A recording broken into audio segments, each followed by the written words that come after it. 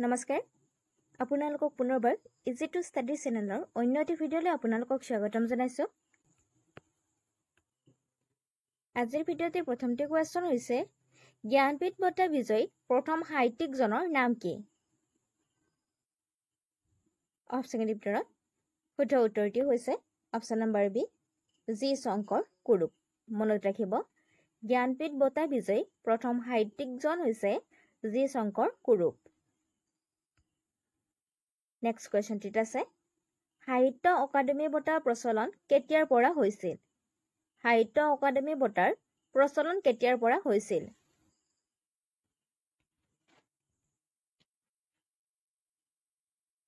অপচনৰ ভিতৰত শুদ্ধ উত্তৰটি হৈছে অপচন নম্বৰ এ 1954 চনৰ পৰা মনত ৰাখিব সাহিত্য অকাডেমি বঁটাৰ প্ৰচলন 1954 চনৰ পৰা হৈছিল Next question টিত আছে My Experiment with Truth নামৰ গ্ৰন্থখনৰ লিখক কোন অপচনৰ ভিতৰত শুদ্ধ উত্তৰটি হৈছে option number B Mahatma Gandhi Next question টিত আছে Wings of Fear নামৰ গ্ৰন্থখনৰ লিখক কোন আছিল অপচনৰ ভিতৰত শুদ্ধ উত্তৰটি হৈছে option number B APJ Abdul Kalam মনত ৰাখিব Wings of Fear নামৰ গ্ৰন্থখনৰ লিখক আছিল APJ Abdul Kalam Next question টিত আছে পৃথিৱীৰ আটাইতকৈ পুৰণি সভ্যতাটো কি অপচনৰ ভিতৰত শুদ্ধ উত্তৰটি হৈছে অপচন নম্বৰ এ মেছ'পটেমিয়া মনত ৰাখিব পৃথিৱীৰ আটাইতকৈ পুৰণি সভ্যতাটো হৈছে মেছ'পটেমিয়া সভ্যতা Next question টিত আছে পৃথিৱীৰ আটাইতকৈ পুৰণি ধৰ্ম কি অপচনৰ ভিতৰত শুদ্ধ উত্তৰটি হৈছে অপচন নম্বৰ ডি সনাতন ধৰ্ম মনত ৰাখিব পৃথিৱীৰ আটাইতকৈ পুৰণি ধৰ্মটো হৈছে সনাতন ধৰ্ম ভিডিঅ'টোলৈ আগবঢ়াৰ আগতে আপোনালোকক জনাব বিচাৰিছোঁ যে আমাৰ চেনেলৰ তৰফৰ পৰা বিভিন্ন কম্পেৰিটিভ এক্সামৰ প্ৰিভিয়াছ ইয়াৰৰ কুৱেশ্যন আনচাৰসমূহক লক্ষ্য কৰি লগতে অতি গুৰুত্বপূৰ্ণ কুৱেশ্যন আনচাৰৰ সৈতে আপোনালোকৰ মাজলৈ 10,000তকৈ অধিক কুৱেশ্যন আনচাৰ থকা এখন ই-বুক প্ৰস্তুত কৰা হৈছে আৰু ই সম্পূৰ্ণ অসমীয়া মাধ্যমত অসম চৰকাৰৰ পৰা মুকলি কৰা 12,600টা তৃতীয় আৰু চতুৰ্থ বৰ্গৰ লিখিত পৰীক্ষাৰ বাবে এই ই-বুকখন খুবেই প্ৰয়োজন হ'ব আৰু আমাৰ বিশ্বাস আছে যে এই ই-বুকখনৰ পৰা ভালেখিনি কুৱেশ্যন এনচাৰ আপোনালোকৰ কমন আহিব গতিকে যদি আপুনি এই ই-বুকখন ডাউনলোড কৰিব বিচাৰে তেন্তে ইয়াত এটা হোৱাটছএপ নাম্বাৰ দিয়া আছে তাত আপোনালোকে DM কৰিব আৰু এই ই-বুকখন অতি কম মূল্যত লাভ কৰিব ইয়াৰ লগতে আপোনালোকে এখন ইংৰাজী গ্ৰামাৰৰ বিনামূলীয়াকৈ ই-বুক লাভ কৰিব ধন্যবাদ নেক্সট কুৱেশ্যনটিত আছে ট্ৰেইন টু পাকিস্তান গ্ৰন্থখনৰ ৰচক কোন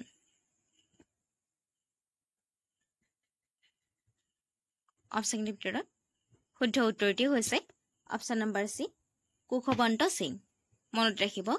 ট্ৰেইন টু পাকিস্তান নামৰ গ্ৰন্থখনৰ ৰচক হৈছে কুশৱন্ত সিং নেক্সট কুৱেশ্যনটিত আছে ভাৰতত কেতিয়া আকাশবাণী কেন্দ্ৰ স্থাপন হৈছিল অপচনৰ ভিতৰত শুদ্ধ উত্তৰটি হৈছে অপচন নম্বৰ ডি 1936 চনত মনত ৰাখিব ভাৰতত 1936 চনত আকাশবাণী কেন্দ্ৰ স্থাপন হৈছিল নেক্সট কুৱেশ্যনটিত আছে আন্তঃৰাষ্ট্ৰীয় মুদ্ৰা নিধিৰ মুখ্য কাৰ্যালয় ক'ত অৱস্থিত আন্তঃৰাষ্ট্ৰীয় মুদ্ৰা নিধিৰ মুখ্য কাৰ্যালয় ক'ত অৱস্থিত অপচনৰ ভিতৰত শুদ্ধ উত্তৰটি হৈছে অপচন নম্বৰ ডি ৱাশ্বিংটন ডিচিত মনত ৰাখিব আন্তঃৰাষ্ট্ৰীয় মুদ্ৰা নিধিৰ মুখ্য কাৰ্যালয় ৱাশ্বিংটন ডিচিত অৱস্থিত নেক্সট কুৱেশ্যনটিত আছে কোন চনত সৰ্বপ্ৰথমে ভাৰতত বেংক ৰাষ্ট্ৰীয়কৰণ কৰা হৈছিল কোন চনত সৰ্বপ্ৰথমে ভাৰতত বেংক ৰাষ্ট্ৰীয়কৰণ কৰা হৈছিল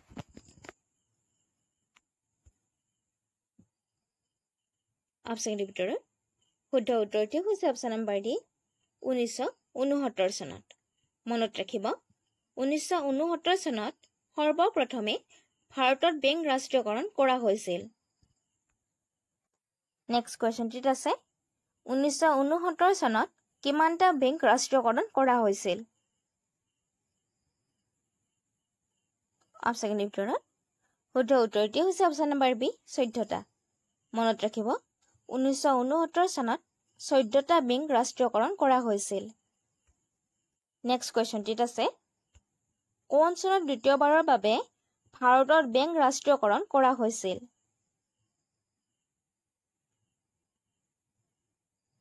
অপচন ভিতৰত শুদ্ধ উত্তৰটি হৈছে অপচন নম্বৰ বি 1980 চনত মনত ৰাখিব 1980 চনত দ্বিতীয়বাৰৰ বাবে ভাৰতত বেংক ৰাষ্ট্ৰীয়কৰণ কৰা হৈছিল নেক্সট কোৱেশ্চনটিত আছে অজন স্তৰ ধ্বংস কৰা প্ৰধান গেছবিধ কি অপচন ভিতৰত শুদ্ধ উত্তৰটি হৈছে অপচন নম্বৰ সি ক্লৰ'ফ্ল'ৰ'কাৰ্বন মনত ৰাখিব অজন স্তৰ ধ্বংস কৰা প্ৰধান গেছবিধ হৈছে ক্লৰ'ফ্ল'ৰ'কাৰ্বন নেক্সট কোৱেশ্চনটিত আছে আমাজন বৰ্ষাৰণ্য বেছিভাগ এলেকা কোনখন দেশত অৱস্থিত আমাজন বৰ্ষাৰণ্যৰ বেছিভাগ এলেকা কোনখন দেশত অৱস্থিত অপচন ভিতৰত শুদ্ধ উত্তৰটি হৈছে অপচন নম্বৰ সি ব্ৰাজিল মনত ৰাখিব আমাজন বৰ্ষাৰণ্যৰ বেছিভাগ এলেকা ব্ৰাজিলত অৱস্থিত নেক্সট কোৱেশ্চনটিত আছে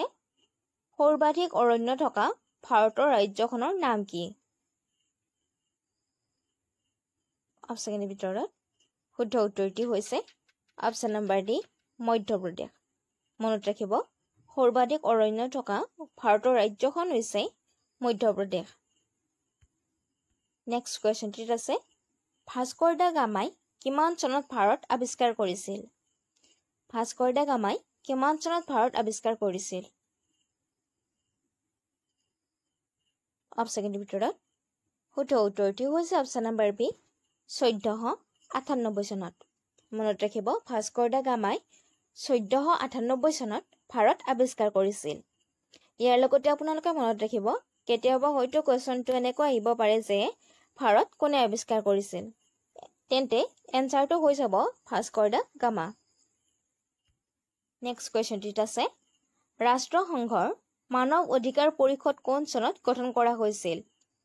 ৰাষ্ট্ৰসংঘৰ মানৱ অধিকাৰ পৰিষদ কোন চনত গঠন কৰা হৈছিল অপচন ভিতৰত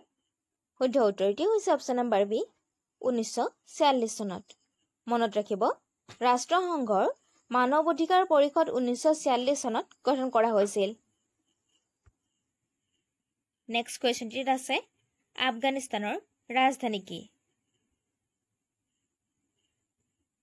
অপচন ভিতৰত শুদ্ধ উত্তৰটি হৈছে অপচন নম্বৰ বি কাবুল মনত ৰাখিব আফগানিস্তানৰ ৰাজধানী হৈছে কাবুল নেক্সট কোৱেশ্চনটিত আছে বিদ্যুৎ প্ৰবাহৰ এছআই একক কি অপচন ভিতৰত শুদ্ধ উত্তৰটি হৈছে অপচন নম্বৰ বি এম্পিয়াৰ মনত ৰাখিব বিদ্যুৎ প্ৰবাহৰ এছআই একক হৈছে এম্পিয়াৰ নেক্সট কোৱেশ্চনটিত আছে ফিফাৰ মুখ্য কাৰ্যালয় ক'ত অৱস্থিত অপচন ভিতৰত শুদ্ধ উত্তৰটি হৈছে অপচন নম্বৰ এ ছুইজাৰলেণ্ডৰ জুৰিখত মনত ৰাখিব ফিফাৰ মুখ্য কাৰ্যালয় ছুইজাৰলেণ্ডৰ জুৰিখত অৱস্থিত নেক্সট কোৱেশ্চনটিত আছে চন্দ্ৰৰ পৰা প্ৰতিফলিত পোহৰ কিমান সময়ত পৃথিৱীত উপনীত হয় চন্দ্ৰৰ পৰা প্ৰতিফলিত পোহৰ কিমান সময়ত পৃথিৱীত উপনীত হয় অপচন ভিতৰত শুদ্ধ উত্তৰটি হৈছে অপচন নম্বৰ এ 8 মিনিট 16 ছেকেণ্ড নেক্সট কোৱেশ্চনটিত আছে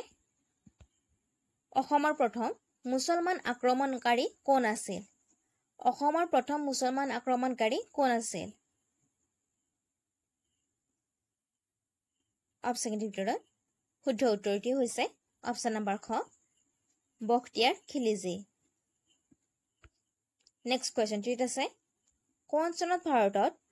প্ৰথম বাজেট ব্যৱস্থা প্ৰৱৰ্তন কৰা হৈছিল কোন চনত ভাৰতত প্ৰথম বাজেট ব্যৱস্থাৰ প্ৰৱৰ্তন কৰা হৈছিল অপচনৰ ভিতৰত শুদ্ধ উত্তৰটি হৈছে অপচন নম্বৰ বি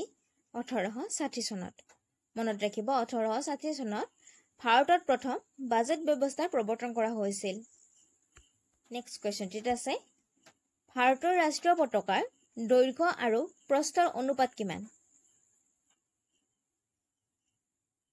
অপচনৰ ভিতৰত শুদ্ধ উত্তৰটি হৈছে অপচন নম্বৰ বি 3:2 মনত ৰাখিব ভাৰতৰ ৰাষ্ট্ৰীয় পতাকাৰ দৈৰ্ঘ্য আৰু প্ৰস্থৰ অনুপাত হৈছে 3:2 ইয়াৰ লগতে আপোনালোকে মনত ৰাখিব যদিহে কুৱেশ্যনটো উল্টাকৈ আহে যে ভাৰতৰ ৰাষ্ট্ৰীয় পতাকাখনৰ প্ৰস্থ আৰু দৈৰ্ঘ্যৰ অনুপাত কিমান তেন্তে এনসাৰ হৈ যাব 2:3 মনত ৰাখিব নেক্সট কুৱেশ্যনটিত আছে গীতা গোবিন্দ কবিতাটোৰ কবি কোন অপচনৰ ভিতৰত শুদ্ধ উত্তৰটি হৈছে অপচন নম্বৰ বি জয়দেৱ মনত ৰাখিব গীতা গোবিন্দ কবিতাটিৰ ৰচক হৈছে জয়দেৱ নেক্সট কুৱেশ্যনটিত আছে ৰাষ্ট্ৰসংঘৰ মুখ্য কাৰ্যালয় ক'ত অৱস্থিত অপচনৰ ভিতৰত শুদ্ধ উত্তৰটি হৈছে অপচন নম্বৰ বি নিউয়ৰ্ক চহৰত মনত ৰাখিব ৰাষ্ট্ৰীয় সংঘৰ মুখ্য কাৰ্যালয় নিউয়ৰ্ক চহৰত অৱস্থিত নেক্সট কুৱেশ্যনটিত আছে সেউজ বিপ্লৱৰ সূচনা কেতিয়া হৈছিল অপচনৰ ভিতৰত শুদ্ধ উত্তৰটি হৈছে অপচন নম্বৰ এ 60 দশকৰ মাজত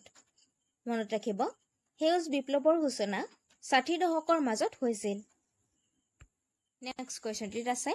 ৰাষ্ট্ৰসংঘ দিৱস কেতিয়া পালন কৰা হয় অৰ্থাৎ ৰাষ্ট্ৰসংঘ দিৱস কোন তাৰিখে পালন কৰা হয়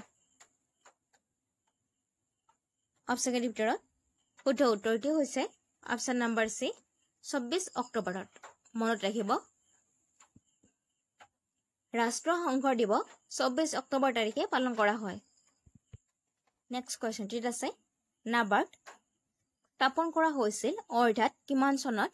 নাবাৰ্ড স্থাপন কৰা হৈছিল অপচনৰ ভিতৰত শুদ্ধ উত্তৰটি হৈছে অপচন নম্বৰ ডি 1982 চনত মনত ৰাখিব নাবাৰ্ড 1982 চনত স্থাপন কৰা হৈছিল নেক্সট কুৱেশ্যনটিত আছে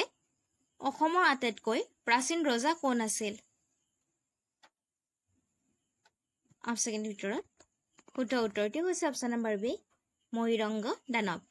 মনত ৰাখিব অসমৰ আটাইতকৈ প্ৰাচীন ৰজা আছিল মহিৰংগ দানৱ নেক্সট কুৱেশ্যনটিত আছে প্ৰথম অসমীয়া আধুনিক কবিতাটোৰ নাম কি অপচনৰ ভিতৰত শুদ্ধ উত্তৰটি হৈছে অপচন নম্বৰ খ বনকোঁৱৰী মনত ৰাখিব প্ৰথম অসমীয়া আধুনিক কবিতাটোৰ নাম হৈছে বনকোঁৱৰী নেক্সট কুৱেশ্যনটিত আছে কোনটো নৃত্যৰ ৰূপ অসমৰ চাহ জনজাতিবোৰৰ লগত জড়িত কোনটো নৃত্যৰ ৰূপ অসমৰ চাহ জনজাতিবোৰৰ লগত জড়িত অপচনৰ ভিতৰত শুদ্ধ উত্তৰটি হৈছে অপচন নম্বৰ খ ঝুমুৰ